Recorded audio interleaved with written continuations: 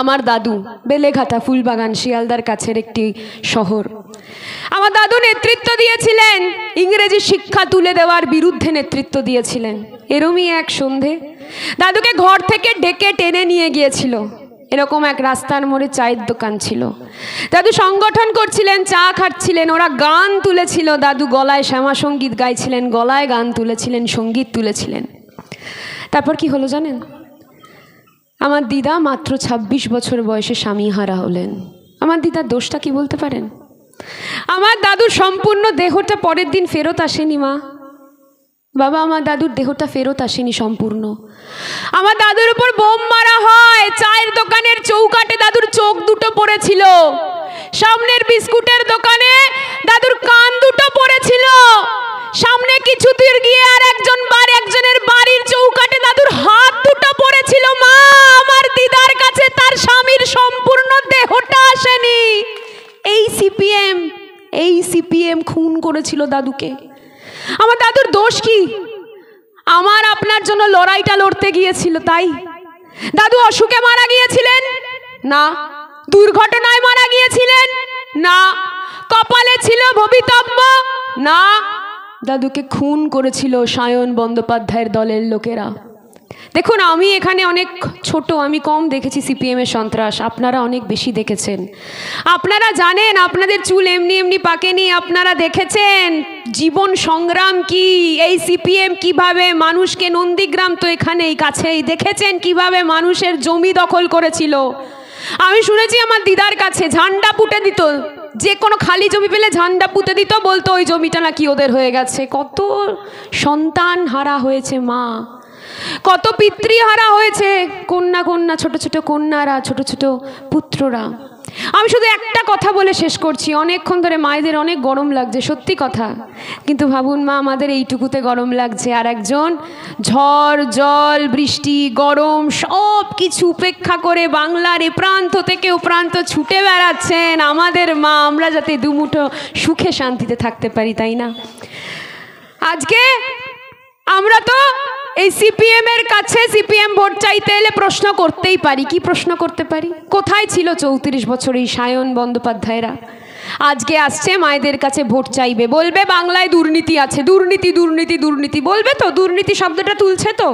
এই তো শুভেন্দু অধিকারী তো খালি কথায় কথায় বলছে মমতা বন্দ্যোপাধ্যায়কে সম্মানীয় মুখ্যমন্ত্রী বলতে পারছেন না, তাও তো আমি ওনাকে সম্মানীয় বিরোধী দলনেতা বললাম। বলছেন কি খালা, ফুফু, এগুলো কোনো শব্দ হলো একজন মহিলা, একজন মুখ্যমন্ত্রীকে সম্বোধন করার মতো? আমার খালারা রয়েছেন এখানে, আমার ফুপুরা রয়েছেন, অবশ্যই রয়েছেন, কিন্তু মুখ্যমন্ত্রী আমাদের মাতৃসম, তাকে এই শব্দগুলো প্রয়োগ করে কোনো ধর্মকে আঘাত করা যায় না। জানে না শুভেন্দু অধিকারীরা যে বাংলার মাটিতে যেখানে একসঙ্গে কাঁসর ধ্বনি বাজে, শঙ্খ ধ্বনি বাজে, সেখানে আজানের সুরও বাজে। জানে না ওরা, ওদেরকে জানাতে হবে। সিপিএম ভোট চাইতে আসবে। 1980-81 সাল ইংরেজি তুলে দিতে চেয়েছিল সিপিএম। তখন কিছু কংগ্রেস নেতৃত্ব, যাদের শিরদাঁড়া তখন সোজা ছিল, সিপিএম এর বিরুদ্ধে চোখে চোখ রেখে লড়াইটা করতে পারত, তখন তারা লড়াই করেছিল। আপনার বাড়ির মেয়েটা আজকে ইংরেজি জানছে তো মা, শিখছে তো ইংরেজি, সিপিএম বলেছিল তুলে দেবে। সিপিএম আমাকে, আপনাকে, আপনার বাড়ির মেয়েটাকে ইংরেজি শিক্ষায় শিক্ষিত করতে চাইনি, কিন্তু ওদের ছেলে মেয়েরা, এই সায়ন বন্দ্যোপাধ্যায়রা আজকে যত ইংরেজিতে ফুটানি মারে, সব বাইরে থেকে পড়ে আসতো, অথচ ওদের দাদারা, ওদের বাবারা, ওদের কাকারা ইংরেজিটা তুলে দিতে চেয়েছিল। আমার দাদু বেলেঘাটা ফুলবাগান শিয়ালদার কাছের একটি শহর। আমার দাদু নেতৃত্ব দিয়েছিলেন, ইংরেজি শিক্ষা তুলে দেওয়ার বিরুদ্ধে নেতৃত্ব দিয়েছিলেন। এরমই এক সন্ধে দাদুকে ঘর থেকে ডেকে টেনে নিয়ে গিয়েছিল। এরকম এক রাস্তার মোড়ে চায়ের দোকান ছিল, দাদু সংগঠন করছিলেন, চা খাচ্ছিলেন, ওরা গান তুলেছিল, দাদু গলায় শ্যামা সঙ্গীত গাইছিলেন, গলায় গান তুলেছিলেন, সঙ্গীত তুলেছিলেন। তারপর কি হলো জানেন? আমার দিদা মাত্র 26 বছর বয়সে স্বামীহারা হলেন। আমার দিদার দোষটা কি বলতে পারেন? আমার দাদুর সম্পূর্ণ দেহটা পরের দিন ফেরত আসেনি মা, বাবা, আমার দাদুর দেহটা ফেরত আসেনি সম্পূর্ণ। আমার দাদুর উপর বোম মারা হয়, চায়ের দোকানের চৌকাটে দাদুর চোখ দুটো পড়েছিল, সামনের বিস্কুটের দোকানে দাদুর কান দুটো পড়েছিল, সামনে কিছু দূর গিয়ে আর একজনের বাড়ির চৌকাঠে দাদুর হাত দুটো পড়েছিল। মা, আমার দিদার কাছে তার স্বামীর সম্পূর্ণ দেহটা আসেনি। এই সিপিএম খুন করেছিল দাদুকে। আমার দাদুর দোষ কি? আমার আপনার জন্য লড়াইটা লড়তে গিয়েছিল, তাই। দাদু অসুখে মারা গিয়েছিলেন না, দুর্ঘটনায় মারা গিয়েছিলেন না, কপালে ছিল ভবিতব্য না, দাদুকে খুন করেছিল সায়ন বন্দ্যোপাধ্যায়ের দলের লোকেরা। তাই তাদের একটা ভোট দেবেন না মা, যারা 34 বছরে 34 লক্ষ লাশ ফেলেছে। একটা ভোট দেবেন না। আপনার মেদিনীপুরের মাটিতে রক্ত গঙ্গা বইয়ে দিয়েছিল, একটা ভোট দেবেন না। ওরা 34 বছর করেছে, আর এখন বিজেপি যেই রাজ্যে রয়েছে সেই রাজ্যে করছে, নিজের ক্ষমতা অহংকার দেখাচ্ছে, রাম নিয়ে রাজনীতি করছেন। আরে 133 কোটি দেবদেবী আছে, আপনি একা রামকে আনলেন রাজনীতিতে, বাকিরাও তো যাবে লাইন দিয়ে। তখন সামলাতে পারবেন তো? পারবেন তো সামলাতে? শুভেন্দু অধিকারী সম্মানীয় বিরোধী দলনেতা, পারবেন তো? আমরা তো পরবর্তী ক্ষেত্রে বলবো মা নাচিন্দা জিন্দাবাদ, জোর গলায় বলবো। মা দুর্গা জিন্দাবাদ বলবো জোর গলায়, মা সীতা জিন্দাবাদ বলবো, হরে কৃষ্ণ হরে হরে তৃণমূল ঘরে ঘরে বলবো। আমরা বলবো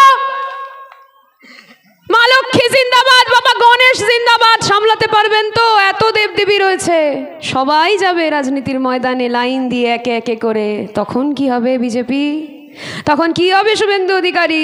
রাম নিয়ে রাজনীতি করছেন, জানেন?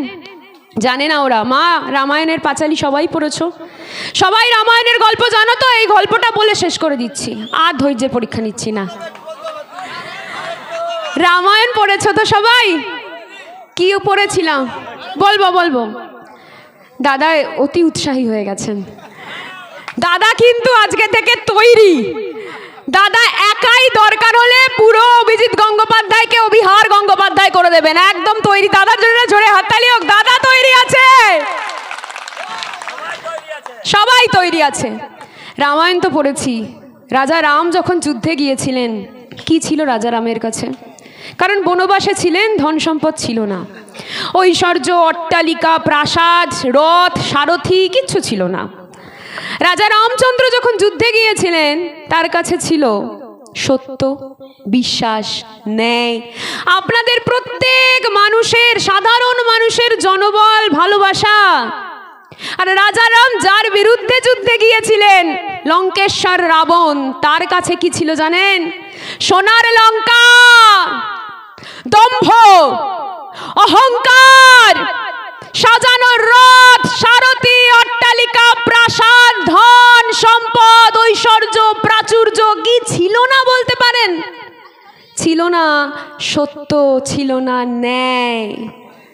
রাজা রাম অন্যায়ের বিরুদ্ধে লড়েছিলেন। প্রবাদে আছে, রাবণের নিজের অহংকারে দম্ভে তার সোনার লঙ্কা জ্বলে পুড়ে রাখ হয়ে গেছিল। আছে তো প্রবাদে, আছে। চোখে পড়ে রাবণকে। রাম রাজত্ব প্রতিষ্ঠা করতে চেয়েছেন শুভেন্দু অধিকারীর সরকার, অভিজিৎ গঙ্গোপাধ্যায় সরকার, তাই না? রাম রাজত্ব। আরে রামের কাছে কি ছিল জান? রামের কাছে অভিজিৎ গঙ্গোপাধ্যায়ের দম্ভ ছিল না। রামের কাছে ছিল আমার আপনার ভালোবাসা, যেই ভালোবাসা দিয়ে বাহুবলের বিরুদ্ধে রাম লড়াই করেছিলেন। আজকে মমতা বন্দ্যোপাধ্যায় আসল রাম, দেবাংশুরা আসল রাম।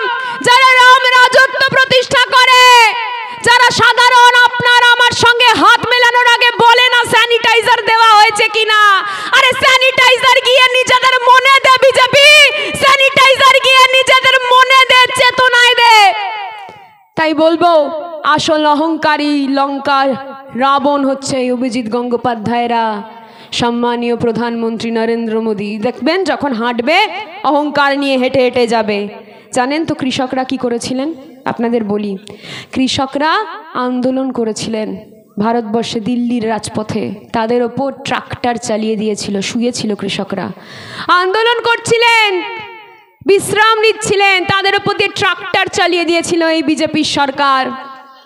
তাদের থেকে আর কি আশা করব মা? তারা আমার আপনার ঘরের কথা কিভাবে বুঝবে? মমতা বন্দ্যোপাধ্যায় অন্তর্যামী নন, কিন্তু মমতা বন্দ্যোপাধ্যায় আমার আপনার পাশে 365 দিন 24 ঘন্টা থাকেন। আর আপনার অঞ্চলে সন্ত্রাস দেখিয়ে ভোট চায় বিজেপি, কপালে বারুদ কিংবা গুলি কিংবা বোমা ঠেকিয়ে ভোট চায় বিজেপি, টাকার বিনিময়ে আপনার আত্মসম্মানটা কিনে নিতে চায় বিজেপি। ওদের ভোট দেবেন না, ভোট দেবেন না। আপনার আত্মসম্মান বিক্রয়যোগ্য নয়, আপনার আত্মসম্মান বিক্রয়যোগ্য হতে পারে না, ওটা আপনার পূর্বপুরুষদের থেকে পাওয়া, বেচবেন না ওদের কাছে মা।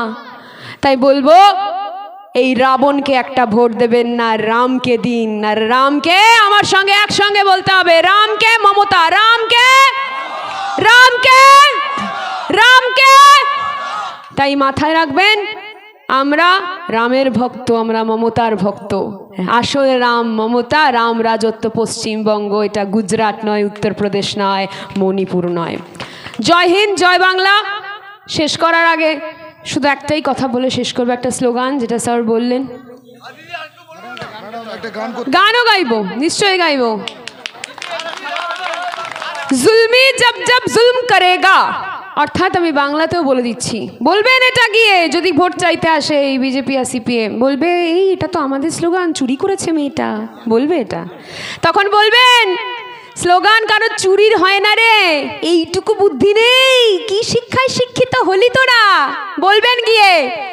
আরে জুলমি জব জব জুলম করেগা সত্তা কে হাতিয়ারোं से, যতবার এই জুমলাবাজ বিরোধী বিজেপি আপনার ওপর আপনার ভোট কেনার জন্য কিংবা ভোটের জিতে যাওয়ার পর আপনার ঘরে সন্ত্রাস দেখাবে, ততবার সত্যকে হাতিয়ার হিসেবে বেছে নেবেন আপনি। ওরা সত্যের হাতিয়ারের বদলে সন্ত্রাস দেখায়, সত্যকে হাতিয়ার করে সন্ত্রাস দেখাচ্ছে।